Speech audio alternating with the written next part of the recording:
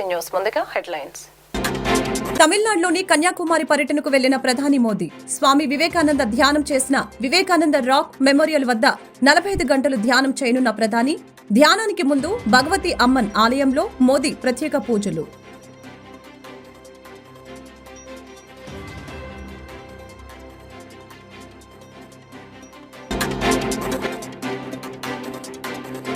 విదేశీ పర్యటన ముగించుకొని గన్నవరం చేరుకున్న సీఎం జగన్. 15 రోజుల అనంతరం రాష్ట్రానికి తిరిగి వచ్చిన సీఎం.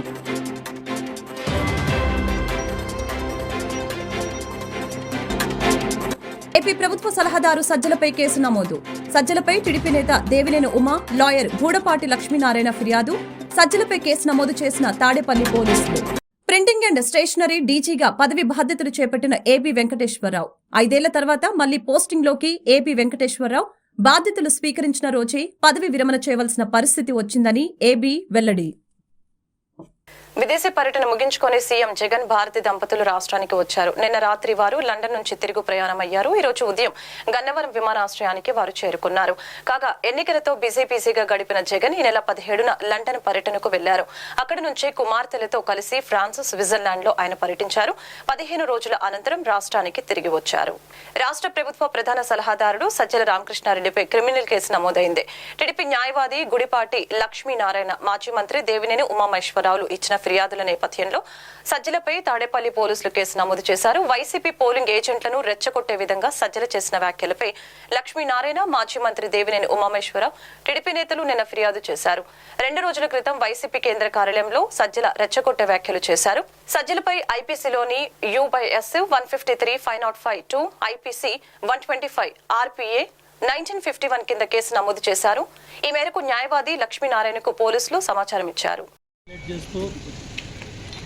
ప్రభుత్వ సలహాదారు YCP general secretary Sajjala Ramakrishna Reddy చాలా బాధ్యతారాహిత్యమైన వ్యాఖ్యలు చేశాడు. కౌంటింగ్ ఏదైతే చీఫ్ కౌంటింగ్ ఏజెంట్లు వైసీపీ వాళ్ళకి నిన్న శిక్షణ ఇస్తూ తెలుగుదేశం, జనసేన కౌంటింగ్ ఏజెంట్లు అడ్డుకోండి, అడ్డంపడండి, రూల్స్ పాటించేవాళ్ళు వెళ్ళొద్దు, నియమాలు నిబంధనలు పాటించేవాళ్ళు కౌంటింగ్కి వెళ్ళమాకండి, అడ్డుపడేవాళ్ళు అడ్డం చెప్పేవాళ్ళు వెళ్ళండి. ఇది అంటే కుట్రదారుడుగా ఎన్నికల కౌంటింగ్ ప్రక్రియని అడ్డం పట్టడానికి ఏదైతే ఓడిపోతామనే భయంతో ఓడిపోతామని అర్థమయ్యి ఈ కుట్రలకి కుతంత్రాలకి తెరలేపారు. దీనికి జగన్నాటానికి బాధ్యుడు జగన్మోహన్ రెడ్డి. జగన్మోహన్ రెడ్డి అండదండలతో, జగన్మోహన్ రెడ్డి ప్రోత్సాహంతో ఏదైతే ఎగ్జిట్ రిజల్ట్స్ ఇవాళ తాడేపల్లి కొంపతో పాటు లండన్లో ఉన్న ముఖ్యమంత్రికి కూడా అర్థమైపోయింది, ఓడిపోతున్నామని అర్థమైంది. దాంట్లో భాగంగానే ఈ చీఫ్ కౌంటింగ్ ఏజెంట్లకి నిన్న శిక్షణ ఇస్తూ మీరు అడ్డం పడాలి, అడ్డుకోవాలి, టీడీపీ, జనసేన కౌంటింగ్ ఏజెంట్లతో గొడవపడాలి, అట్లా గొడవపడే వాళ్ళే కౌంటింగ్కి వెళ్ళండి, రూల్స్ పాటించే వాళ్ళొద్దు, రూల్స్కి అడ్డంగా కావాలనే వాళ్ళే వెళ్ళండి అని చెప్పి మాట్లాడుతుంది. దీన్ని ఖండిస్తూ దీనికి ఏదైతే ఇవాళ మన గూడపాటి లక్ష్మీనారాయణ గారు తాడేపల్లి పోలీస్ స్టేషన్లో సజ్జల రామకృష్ణారెడ్డి మాట్లాడిన వ్యాఖ్యల మీద ఏదైతే మోడల్ కోడ్ ఆఫ్ కాండక్ట్ కానీ 1951 ప్రజాప్రాతినిధ్య చట్టం కావచ్చు, ఐపీసీ సెక్షన్ కింద ఏ ఉన్నాయో అన్నీ కూడా దగ్గర సెక్షన్లన్నీ కూడా under section 125, 123(2) and 123(3) of representation of peoples act 1951 and under section 153A, 505(2), 171F and 171J of IPC and మనుష్యం సివిల్ కఠినంగా శిక్షించాలని కేసు బుక్ చేయమని, ఇమ్మీడియట్గా అరెస్ట్ చేయమని చెప్పి కంప్లైంట్ ఇవ్వడం జరిగింది సిఐ తాడేపల్లికి, స్టేషన్ హౌస్ ఆఫీసర్కి. దాని మీద రిసీవ్డ్ కాపీ కూడా ఇచ్చారు. ఇమ్మీడియట్గా కేసు బుక్ చేసి సజ్జల రామకృష్ణారెడ్డిని అరెస్ట్ చేసి కౌంటింగ్ ప్రక్రియలో ఎటువంటి అడ్డం లేకుండా, ఎటువంటి ఇబ్బందులు లేకుండా ఎన్నికల సంఘం కూడా దీని మీద డీజీపీకి ఆదేశాలు ఇచ్చి ఇమ్మీడియట్ కేసు బుక్ చేసి సజ్జల రామకృష్ణారెడ్డి అరెస్ట్ చేసి ఎవరో కూడా ఇటువంటి కౌంటింగ్ ప్రక్రియలో కానీ ఎన్నికల సంఘం ఆదేశాలు విరుద్ధంగా దుర్మార్గంగా ఇటువంటి మాటలు మాట్లాడకూడదు, కాన్స్పిరసీ కుట్రలో పాల్పడకూడదు, కౌంటింగ్ ప్రక్రియకి అడ్డుపడకూడదు. కాబట్టి ఇమ్మీడియట్గా సజ్జలను అరెస్ట్ చేయాలని డిమాండ్ చేస్తాం. ఏపీ స్టేషనరీ అండ్ ప్రింటింగ్ శాఖ డీజీగా సీనియర్ ఐపీఎస్ అధికారి ఏపీ వెంకటేశ్వరరావు విజయవాడలో బాధ్యతలు స్వీకరించారు. బాధ్యతలు స్వీకరించిన రోజే పదవి విరమణ చేయవలసిన పరిస్థితి వచ్చిందని, ప్రస్తుతానికి ఇంతవరకే మాట్లాడగలను అని తెలిపారు.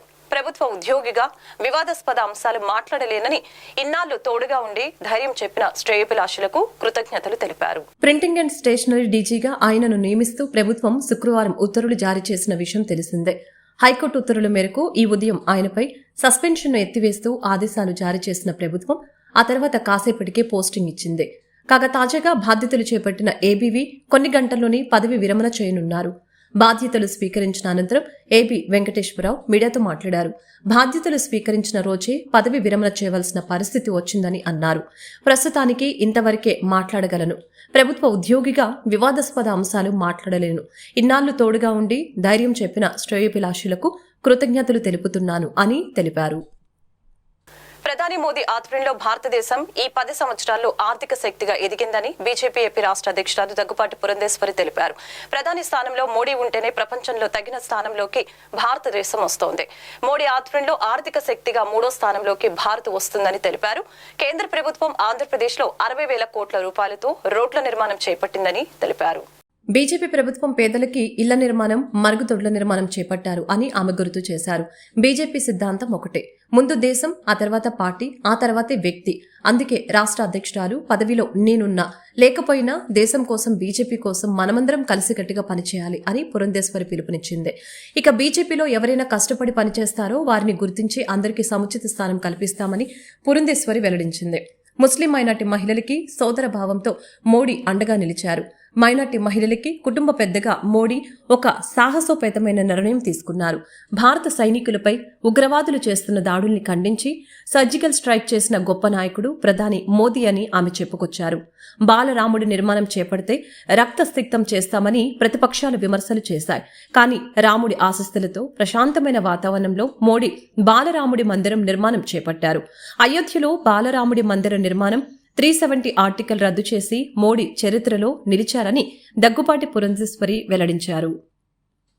శ్రీరామ్ గారికి, దిలీప్ గారికి, బాజీభాయ్ గారికి, అదేవిధంగా వేదిక ముందున్నటువంటి సోదర సోదరిమణులకి ప్రతి ఒక్కరికి పేరు పేరున ముందుగా నా నమస్కారాలు నేను తెలియజేస్తున్నాను.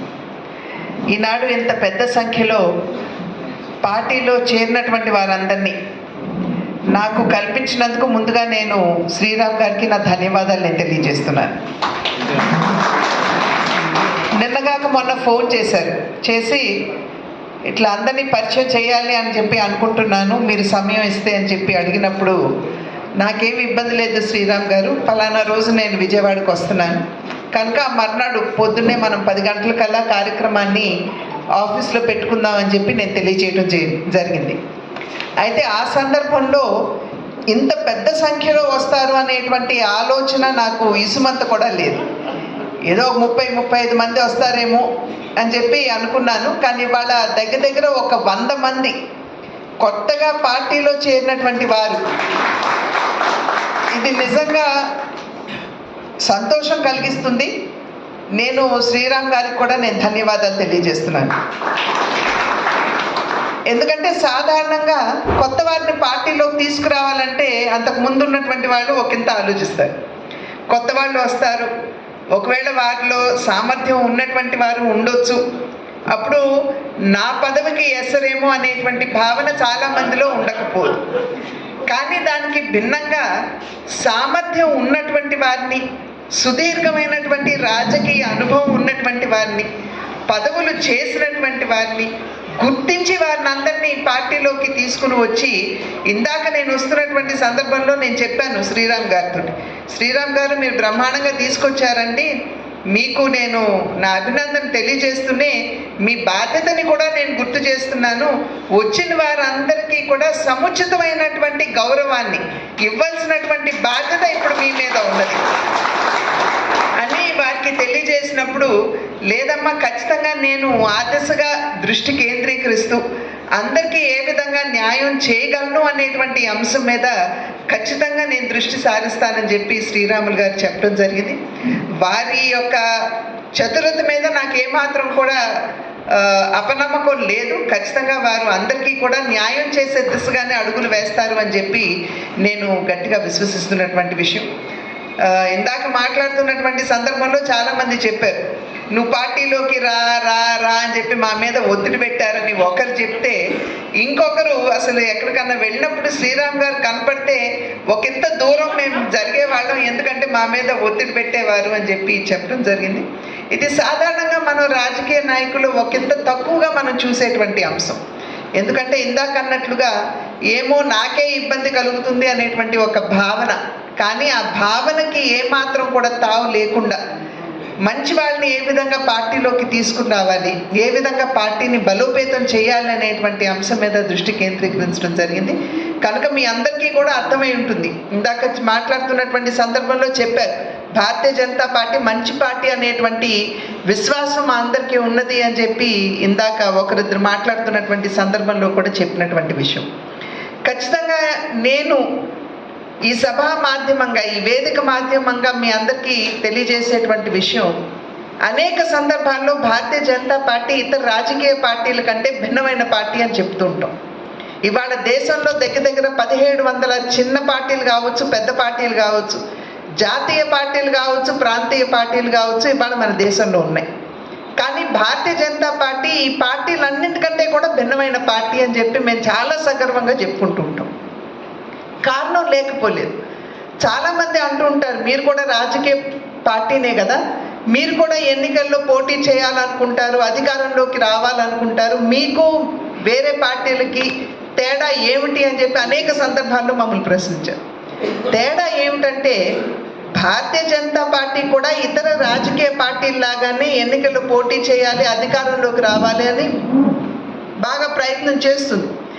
కానీ ఇతర పార్టీలు ఆ అధికారాన్ని కేవలం అధికార మాధ్యమంగా మాత్రమే దాన్ని పరిగణిస్తూ ఉంటారు, అధికారాన్ని చెలాయించే మాధ్యమంగా. కానీ భారతీయ జనతా పార్టీ అధికారాన్ని సేవ చేసే మాధ్యమంగా పరిగణిస్తూ ముందుకు వెళ్ళేటువంటి పార్టీ. అదేవిధంగా కార్యకర్తలకి గౌరవం కూడా భారతీయ జనతా పార్టీలో మెండుగా ఇవ్వటం జరుగుతుంది.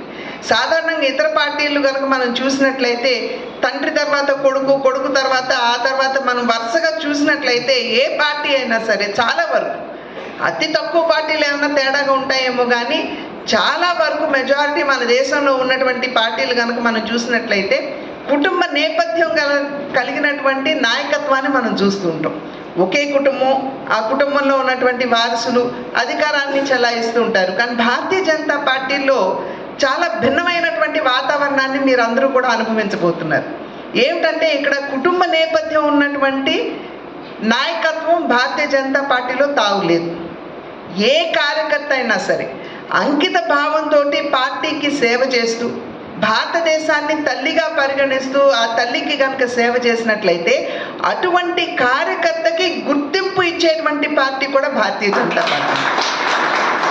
కనుకనే ఇప్పుడు మనం చూసినట్లయితే నరేంద్ర మోడీ గారు ఎవరండి? ఒక సాధారణమైనటువంటి పేద కుటుంబం, స్టేషన్లో నేను టీ అమ్ముకున్నాను అని చెప్పి చాలా గర్వంగా చెప్పుకున్నటువంటి వ్యక్తి. చాలామంది సిగ్గుపడతారు, తనకున్నటువంటి ఆ చిన్న బ్యాక్గ్రౌండ్ ఏదైతే ఉంటుందో దాన్ని చెప్పుకోవటానికి ఒకంత సిగ్గుపడేటువంటి నేపథ్యంలో కూడా వారు ఎటువంటి సిగ్గు లేకుండా వారు చాలా ధైర్యంగా ముందుకు వచ్చి, నేను ఒక చిన్న కుటుంబం నుండి వచ్చాను, నేను ఛాయ్ అమ్ముకునేటువంటి కుటుంబం నుండి వచ్చినటువంటి వాడిని అని చెప్పి ధైర్యంగా చెప్పుకున్నారు మోడీ గారు. అటువంటి కార్యకర్తని గుర్తించి వాళ్ళ పార్టీ వారిని ప్రధాని అయ్యేటువంటి అవకాశం ఇచ్చింది. ఎందుకు ఇచ్చింది? వారి సామర్థ్యాన్ని గుర్తించి, అదేవిధంగా పార్టీ పట్ల వారికి ఉన్నటువంటి నిబద్ధతను గుర్తించి, అదేవిధంగా నిన్న మొన్నటి వరకు మనకి వైస్ ప్రెసిడెంట్గా ఉన్నటువంటి వెంకయ్య నాయుడు గారు మన పార్టీ జూన్ 4న కౌంటింగ్ లో పోస్టల్ బ్యాలెట్లను ఏ విధంగా లెక్కిస్తారన్నది ఆసక్తికరంగా మారింది.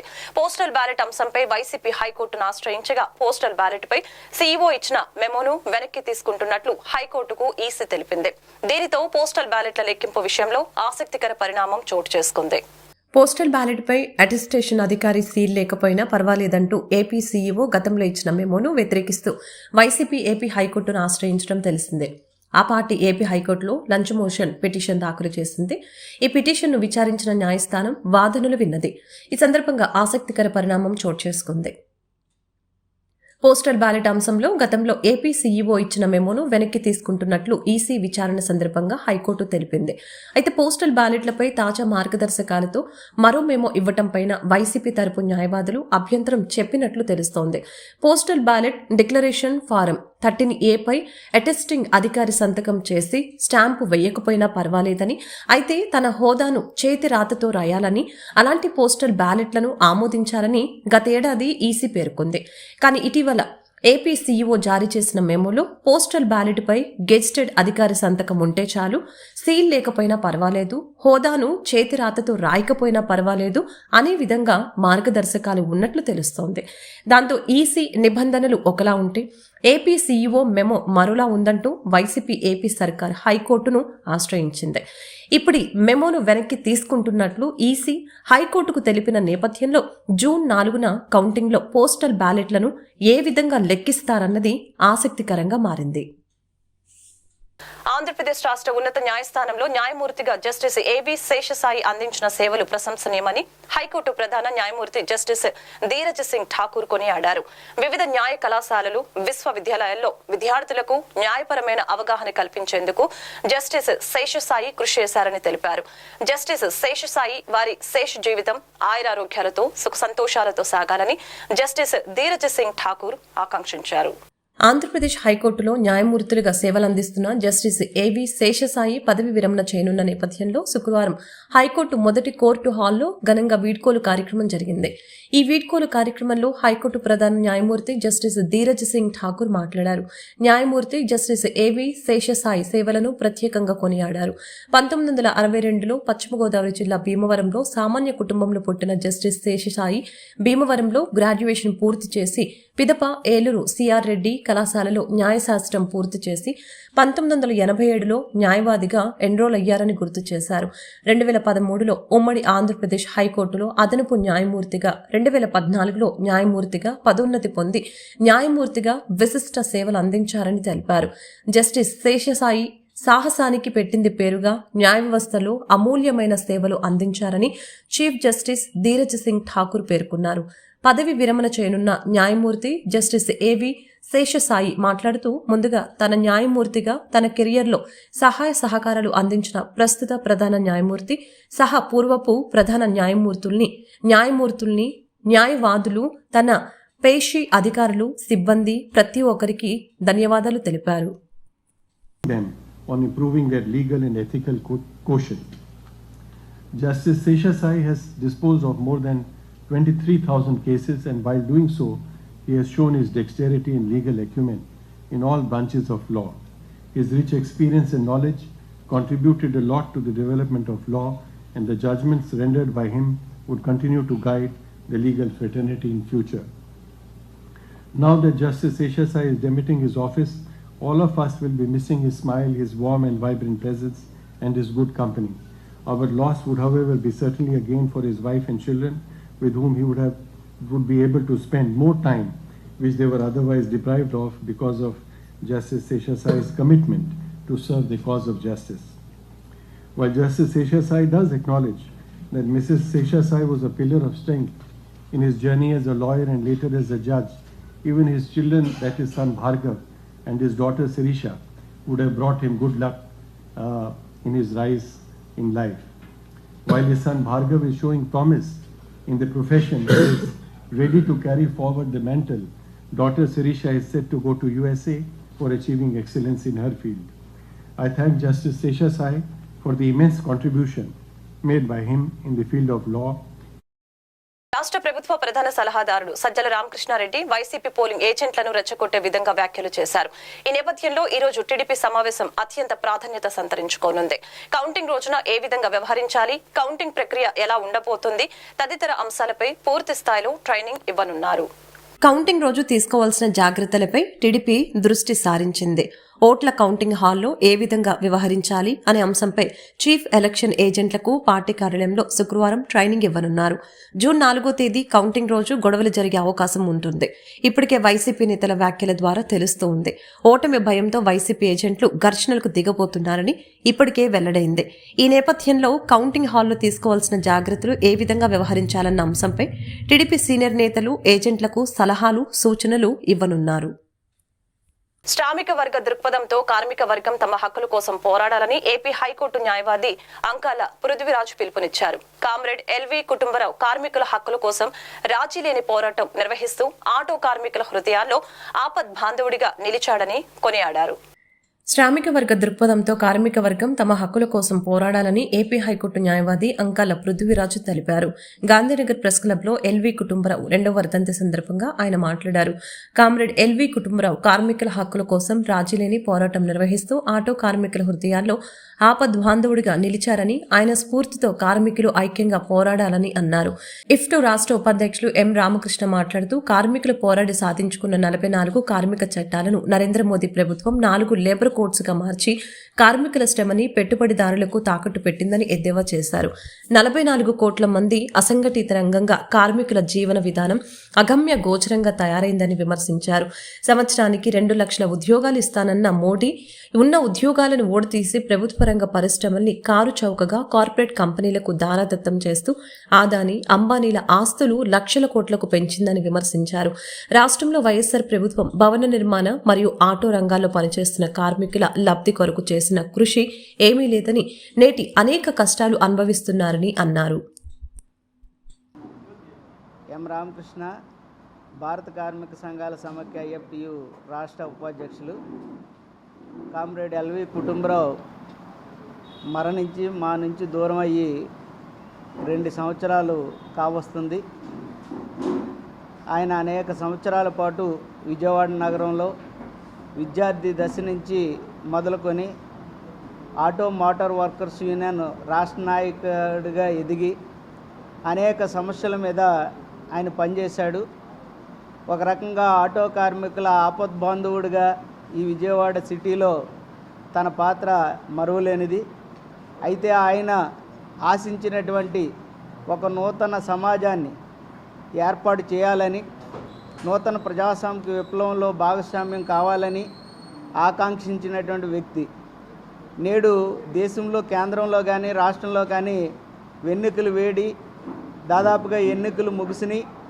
కానీ ఈ 77 సంవత్సరాల కాలంలో కార్మిక వర్గం పోరాడి సాధించుకున్నటువంటి హక్కుల్ని పూర్తిగా రద్దు చేస్తున్నటువంటి పరిస్థితి, అట్లాగే కనీస వేతన చట్టాన్ని అమలు చేయలేనటువంటి పరిస్థితి, అట్లాగే ఇక్కడ ఉన్నటువంటి కార్మికులు మోటార్ రంగంలో తిరుగుతున్నటువంటి కార్మికులు ఎవరైతే ఉన్నారో వాళ్ళకి కనీస సౌకర్యాలు కూడా రాష్ట్ర ప్రభుత్వం అందించినటువంటి పరిస్థితి. ఈ ఎన్నికల్లో కూడా అనేక రకాల హామీలు ఇచ్చారు. రాబోయే ప్రభుత్వం కూడా మోటార్ వర్కర్స్ రంగంలో పనిచేస్తున్నటువంటి కార్మికులకి ఒక సంక్షేమ బోర్డుని ఏర్పాటు చేయవలసినటువంటి అవసరం ఉంది. వాళ్ళకి కనీసమైనటువంటి పని భద్రతను కల్పించవలసినటువంటి అవసరం ఉంది. అసంఘటిత రంగంలో ఉన్నటువంటి కార్మికులకి కనీస చట్టాలను అమలు చేయవలసినటువంటి అవసరం ఉందని చెప్పేసి భారత కార్మిక సంఘాల సమాఖ్య అభిప్రాయపడుతుంది, ప్రభుత్వాలని డిమాండ్ చేస్తూ ఉంది. పోరంకి మేరీమాత పుణ్యక్షేత్ర మహోత్సవాలు ఘనంగా జరిగాయి. వివిధ రకాల పూలతో అందంగా అలంకరించిన తేరుపై మేరీమాత స్వరూపాన్ని ఉంచి గ్రామ పురవీధుల్లో ఊరేగించారు. ఈ సందర్భంగా విశ్వాసులు కొబ్బరికాయలు కొట్టి ప్రత్యేక ప్రార్థనలు చేసి మొక్కులు చెల్లించుకున్నారు. మేరీమాత పుణ్యక్షేత్ర మహోత్సవాలు ఘనంగా నిర్వహించారు. 30 రోజుల పాటు అనుదిన జపమాల నిర్వహించి నిన్న పెద్ద ఎత్తున ఉత్సవాలు నిర్వహించారు. ఈ ఉత్సవాల సందర్భంగా చర్చిను సుందరంగా తీర్చిదిద్దారు. చర్చ్ ఎదురుగా కూరగాయలతో తయారు చేసిన వివిధ ఆకృతులు ప్రత్యేక ఆకర్షణగా నిలిచాయి. ఈ సందర్భంగా సాయంత్రం తేరు ఊరేగింపు నిర్వహించారు. వివిధ రకాల పూలతో అందంగా అలంకరించి తేరుపై మేరీమాత స్వరూపాన్ని ఉంచి గ్రామ పురవీధుల్లో ఊరేగించారు. ఈ సందర్భంగా విశ్వాసులు కొబ్బరికాయలు కొట్టి ప్రత్యేక ప్రార్థనలు చేసి మొక్కులు చెల్లించుకున్నారు. అనంతరం సంఘ పెద్దలు చలమల సుధాకర్, దొడ్డ రమేష్ మాట్లాడారు. గత 30 సంవత్సరాలుగా మేరీమాత పుణ్యక్షేత్ర మహోత్సవాలు ఎంతో ఘనంగా నిర్వహిస్తున్నట్లు తెలిపారు. మేరీమాత వరాలు ఇచ్చే వరప్రసాద మాత ఈ గ్రామంలో వర్ధిల్లుతుందని తెలిపారు. పోరంకి మేరీమాత జగన్మాత పుణ్యక్షేత్రానికి కులమతాలకు అతీతంగా భక్తులు వచ్చి మొక్కులు చెల్లించుకుంటారని వెల్లడించారు. పెళ్లి కాని వారు, సంతానం లేని వారు, వీసా కావాల్సిన వారు ఇలా అన్ని కోరికలతో వచ్చే భక్తులకి వరప్రసాదినిగా వెలుగొందుతుందని తెలిపారు. మరియమాత పండుగ శుభాకాంక్షలు. మరియమాత పూజిత మాత పండుగ శుభాకాంక్షలు. ఈ పారింకి మేరీమాత స్వరూపము గత 30 సంవత్సరాలుగా ఇక్కడ ప్రతిష్ఠించబడింది. అప్పుడు ఫాదర్ చిన్నప్ప గారి ఆధ్వర్యంలో ఇక్కడ ప్రతిష్ఠించబడింది. ఆ ప్రతిష్ఠించిన కాడి నుంచి మా గ్రామం దినదిన అభివృద్ధి చెందుకుంటూ ఇప్పుడు పారింకిలోనే ఒక ఉన్నత గ్రామంగా మా గ్రామం తయారైంది. ఇక్కడికి వచ్చి ప్రార్థించే మరియ తల్లి దగ్గరికి వచ్చి ప్రార్థించే వారి కుటుంబాలన్నీ ఆశీర్వదించబడ్డాయి. ఇక్కడ కేసరి కానీ, ఇటు హనుమాన్ జంక్షన్ కానీ, ఇటు బందర్ నుంచి కానీ చాలామంది ఇక్కడికి వచ్చి తల్లి ద్వారా మేలులు పొందామనేసి ఎంతోమంది వారి వారి పద్ధతుల ప్రకారము చీరలు అవి ఇచ్చి తల్లికి ఇచ్చి మాకు చాలా మేలులు తల్లి ద్వారా మేలులు పొందాము. మా పిల్లల చదువుల్లోనూ వీసా విషయంలోనూ చాలా విధంగా సహాయపడిందని ఉన్నాము. అదేవిధంగా ముస్లిమ్స్ కానీ, హిందువులు కానీ, హైందవ సహోదరులు కానీ కుల మతాల అతీతంగా మా ఇక్కడ మరియ తల్లి దగ్గరికి వచ్చి ఎంతోమంది ప్రార్థించుకొని ఆ తల్లి ద్వారా మేము మేలులు పొందామని చెప్పుకొని బాగా అభివృద్ధి పొందామని చెప్పుకుంటున్నారు. ఎంతోమంది వీసాలు వచ్చి విదేశాలకు వెళ్ళామని కూడా చెప్పుకుంటున్నారు. ఈ విధంగా ప్రతి సంవత్సరం 30వ తారీఖు నాడు, మే నెల 30వ తారీఖు మరియ తల్లి పూజిత మాసంగా మే నెల మొత్తం జపమాలు చెప్పించుకొని ఈ లాస్ట్లో ఈ పండుగ చేసుకుంటాము. లాస్ట్లో ఈ తల్లిని ఊరేగించుకుంటూ ఆమె నామాన్ని కనపరుచుకుంటూ దేవాదేవునికేను మరియ తల్లికి వందనాలు చెప్పుకుంటూ మేము ఈ తేరు ప్రదక్షిణ చేస్తూ ఉంటాము. ఈ తల్లి ద్వారా మేము చాలా అభివృద్ధి పొందామని, మేమే కాదు ఈ బందర్ రోడ్డు అంటే నేషనల్ హైవే జాతీయ రహదారిలో అటు ఇటు ప్రయాణం చేసే ప్రతి ఒక్కరూ తల్లి ద్వారా ఎన్నో మేలులు పొందామని చాలామంది చెప్పుకుంటారు.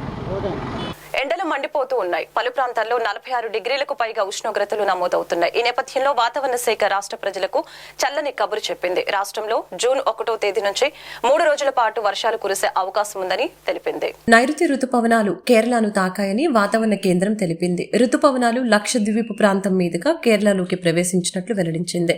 రుతుపవనాల విస్తరణకు పరిస్థితులు అనుకూలంగా ఉన్నాయని కర్ణాటక, ఆంధ్రప్రదేశ్, తమిళనాడులోని కొన్ని భాగాలు, నైరుతి, మధ్య బంగాళాఖాతం, పశ్చిమ బెంగాల్, సిక్కింలోని పలు ప్రాంతాల్లోకి రాబోయే 2-3 రోజుల్లోనే విస్తరించవచ్చని వాతావరణ శాఖ తెలిపింది. తమిళనాడులోని కన్యాకుమారిలో ప్రధాని నరేంద్ర మోదీ ధ్యానం కొనసాగుతుంది. స్వామి వివేకానంద ధ్యానం చేసిన వివేకానంద రాక్ మెమోరియల్లో మోదీ మెడిటేషన్ కొనసాగిస్తున్నారు.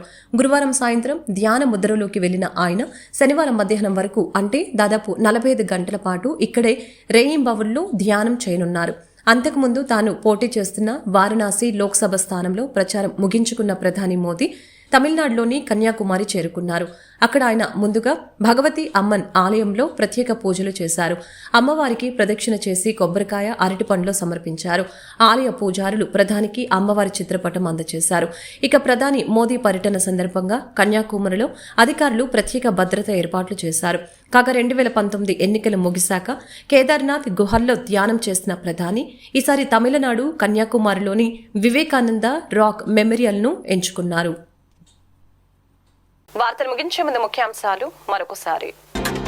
తమిళనాడులోని కన్యాకుమారి పర్యటనకు వెళ్లిన ప్రధాని మోదీ స్వామి వివేకానంద ధ్యానం చేసిన వివేకానంద రాక్ మెమోరియల్ వద్ద 45 గంటలు ధ్యానం చేయనున్న ప్రధాని ధ్యానానికి ముందు భగవతి అమ్మన్ ఆలయంలో మోదీ ప్రత్యేక పూజలు.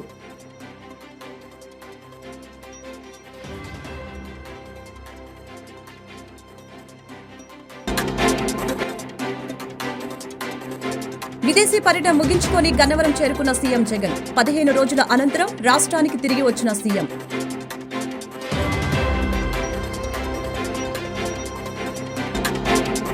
ఏపీ ప్రభుత్వ సలహాదారు సజ్జలపై కేసు నమోదు. సజ్జలపై టీడీపీ నేత దేవినేని ఉమా, లాయర్ గూడపాటి లక్ష్మీనారాయణ ఫిర్యాదు. సజ్జలపై కేసు నమోదు చేసిన తాడేపల్లి పోలీసులు. ప్రింటింగ్ అండ్ స్టేషనరీ డీజీగా పదవి బాధ్యతలు చేపట్టిన ఏబీ వెంకటేశ్వరరావు 5 ఏళ్ల తర్వాత మళ్లీ పోస్టింగ్లోకి ఏబీ వెంకటేశ్వరరావు బాధ్యతలు స్వీకరించిన రోజే పదవి విరమణ చేయవలసిన పరిస్థితి వచ్చిందని ఏబీ వెల్లడి. ఈ వార్తలు ఇంతటితో సమాప్తం. మరొక బులెటిన్ మళ్ళీ కలుద్దాం. నమస్కారం.